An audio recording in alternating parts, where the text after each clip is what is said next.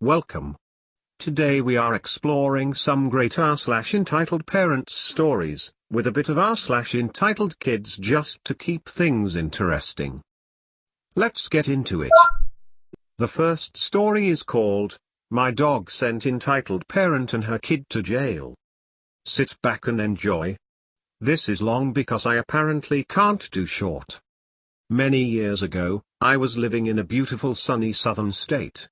I had a cute little house that was completely fenced in. 5-foot fence in front, 8-foot fence on the sides and a 10-foot chain link fence in the back. I'm fortunate enough to work from home. My office was my patio unless it was raining. My dog, Sari, German Shepherd Rottweiler mix, kept me company. At a year old, she was a big girl at 120 pounds. She was generally very sweet and kind but protective. She was well trained but also had a knack for disappearing to play with her animal friends, so I kept her on a chain too if we were outside. High school kids in the area had the tendency to use the alleyway behind my house to get to and from school. Most would stop and say hi to Sari and give her attention. She loved it. I honestly didn't mind. One day, I noticed that any time Sari was alone outside, some kids would rattle the back fence, throw things at it, then scream and yell at Sari. The kids would run off before I could see who they were. In case things got worse, I bought some security cameras and brought Sari with me anytime I went inside when the kids would be around. One day, I had to grab some work in the house and left Sari outside. Just for a moment. From inside, I heard the fence rattle and then Sari yelp in pain. I rushed outside just in time to see a kid try to throw a rock at Sari, along with some other kids. I was pissed. As I rushed over to Sari, I calmly asked them, "Did it ever occur to you to wonder why I keep my dog chained in fenced yard?" Then I unhooked her. Sari ran at my back fence and climbed over it. The kids started running down the alley with Sari right behind them, barking away. I let her go about half block, then whistled for her. She came trotting back all happy as can be. I checked her over and gave her a treat. She was fine. A couple of hours later, one of the kids came back with his mother, EP. EP, screaming, "You bloody wanker! You had your dog attack my son. He was only having a fun time. He's just a boy." Kid was at least 16 years old. "You scared him. It was just a joke. You had no right to do that. I'm calling the police and having that dog shot. Blah, blah, blah." I literally couldn't get a word in. Then she starts threatening me. So I called the police. The operator could hear her plain as day even though EP was at least 40 feet from me. The police showed up in about 5 minutes. 2 cars. I guess they were in the area. 4 officers. All very nice guys. 2 officers come talk to me, the other 2 talk to EP and her son. EP never stopped screaming and cussing. I explained what happened and showed the video to the officers. Show all of Sari's vet and training paperwork. I filed a report. Asked to press charges. The officers are petting Sari all the while because she's demanding attention from her new friends. She has her happy face on. Yes, Sari actually smiles. The 3 of us and Sari, on a leash, go outside towards the other group. We're about 10 feet from them when Sari suddenly cuts in front of me to stop me and starts growling. The skin round her face went tight, making it look like a hair-covered skull. The hair on her back raises up. Sari is very scary when she's like that. EP, screaming, "See? That lady raised that dog to attack black people. Bloody racist woman. That freaking dog needs to be put down." The 2 officers that were with me were African American. So? No. That part always annoys me, so I included it. I called back one of the officers that I had been talking to. He didn't want to come too close as Sari is showing large teeth. So I moved back towards my house. As quietly as I could, I told the officer that either EP or kid were carrying a gun. That's why Sari started getting protective. It had happened several times before. I guess to err on the side of caution, or to shut me up, he decided to search EP and Kid. EP had an unregistered gun. Kid had a 6 inches switchblade, not legal in that state. So, in addition to a charge of animal cruelty, they got nailed for carrying a concealed weapon, being in possession of a firearm while on probation, resisting arrest and a couple of other charges. EP never stopped screaming the entire time this happened and while being driven away. I don't think that's how EP or Kid expected to end the day. But I enjoyed it. Even better, I never saw her or her kid again and the kids stopped harassing Sari.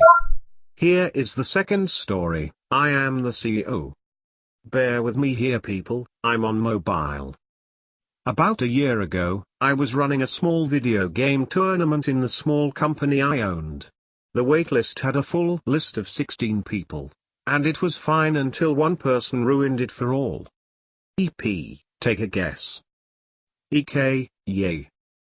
Me, Elmo. So we were starting up the games when a dad ran into the store with his son. EP, we're here for the tournament. Me, oh sorry, but the list is full. EP, well then, make some room. Me, I can't do that.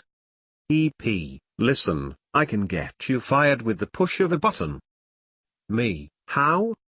EP, I have been friends with the CEO of this company for a long time.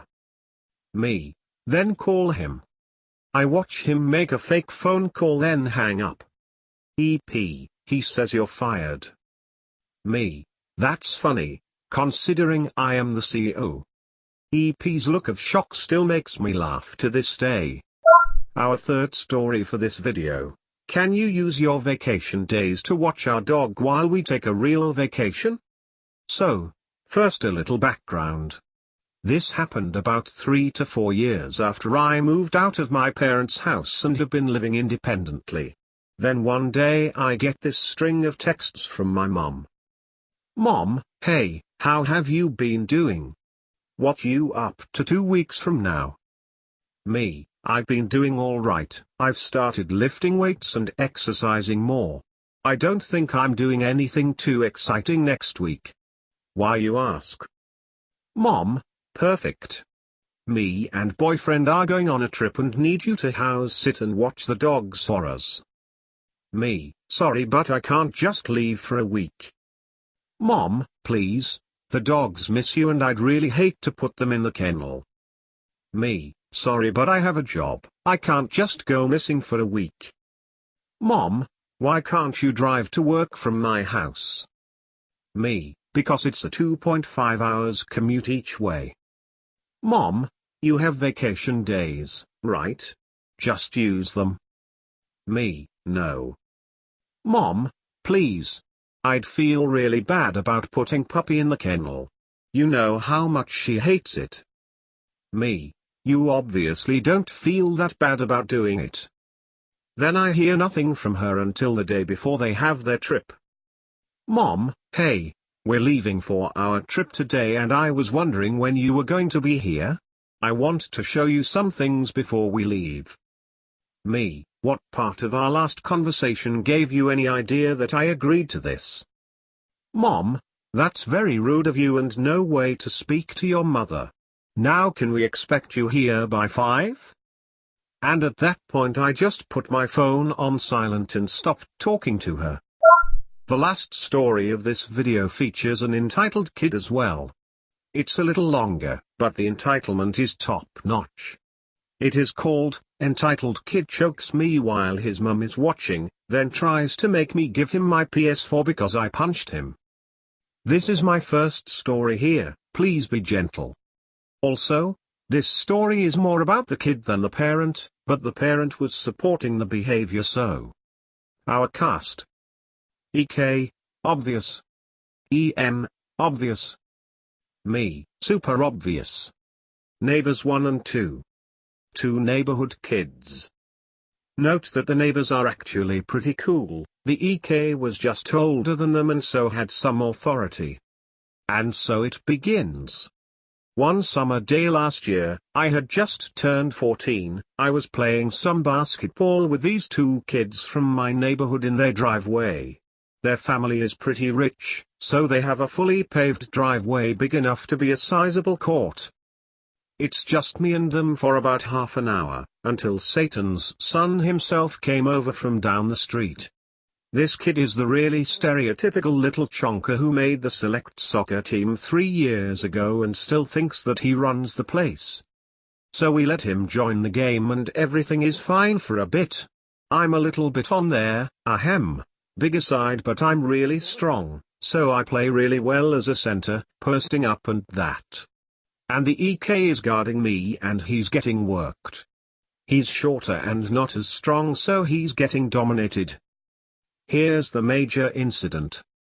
I've just grabbed a loose ball and I'm running back towards the basket. The other kid gets back before me and stops my drive, so I start to back him down again. He must have just been really frustrated by him not getting a chance on defense, so he thinks up a plan. At this point I was wearing a hoodie and the wanker grabs my hood from behind and pulls as hard as he can. I, not expecting my airflow to be cut off, especially while I'm breathing hard, start to panic. I can't shake him off of my back. I don't know how long he's hanging on, but it felt like a whole 45 seconds. That may not seem like that long, but I'm freaking the heck out, so it feels like forever.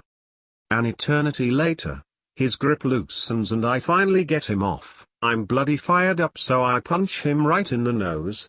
Definitely not as hard as I could, but it certainly would have hurt a lot. This little turd, however, he drops like he's out cold. Meanwhile I'm on my knees trying to get my breath back. He's bawling his eyes out. He's rolling and screaming and all that, being the melodramatic turd that he is, but his mom is running over, and it was that moment where I knew I was screwed. Now, sometime between when he started and when I socked him, his mother came out, but she's the typical I want to speak to the manager white upper middle class mom who volunteers to be the head of the PTA every year and goes to Starbucks 20 times a day, and the EK is very much her son. Oh my god dude, are you okay? What did you do to him? Me, he just nearly choked me out, so I punched him. Why would you do that? You're so much bigger than him. Me, but he was choking me out. Come on dude, you've got to be more mature about this. Me, what do you expect me to do? Apologize to him for making him choke me? This whole thing goes on for a while until the neighbors step in to try to protect me.